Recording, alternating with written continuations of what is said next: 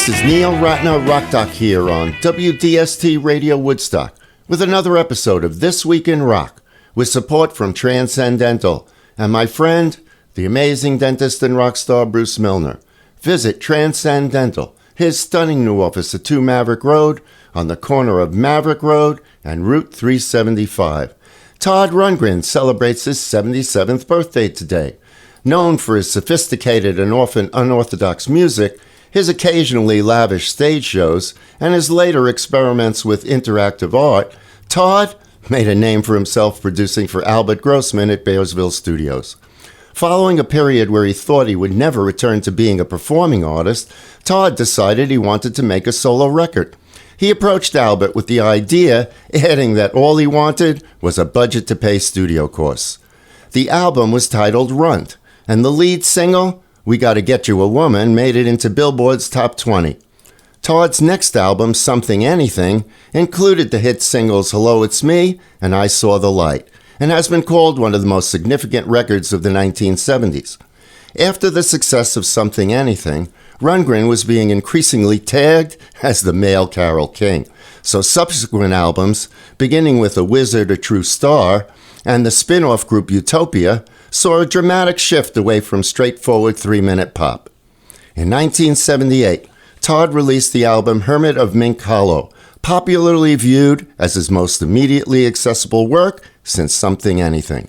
The album contained the song Can We Still Be Friends, which became Todd's most covered tune, with notable versions by Robert Palmer and Rod Stewart. However, as Todd relates, it was the song Bang the Drum All Day that became his most profitable. The most successful song that I ever wrote, which is not Hello It's Me, it's Bang the Drum All Day. Yeah. And I do not take credit for writing that song because I dreamed it. Because I was in the middle of recording a record. The record was the ever-popular Tortured Artist Effect. And when I record, or at least when I did in those days, I would go to my place in Woodstock and isolate myself, and there would be no input, just whatever I was thinking musically.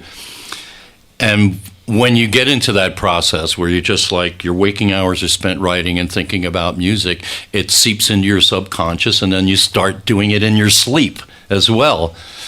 But the thing is, it's not a song I ever would have written consciously. You know, it's just so simple and, you know, plainly inane that, you know, normally I would have just never have gone there. I think I can't make a song with just 3 chords. About banging a drum all day? What's like the that. point? And I'm not a drummer really, you know, but I don't know. Somehow that song, fully realized, popped into my head while I was asleep. Fortunately, I was near my studio, so as soon as I gathered myself, I went down and documented what I could remember of the song and then filled in the rest of it somehow. And if you'd like to see Todd, he'll be performing at the Egg in Albany next Sunday, June 29th, and then for 2 nights at the Bearsville Theater, July 5th and 6th. Okay, let's listen. Todd Rundgren and Bang the Drum All Day.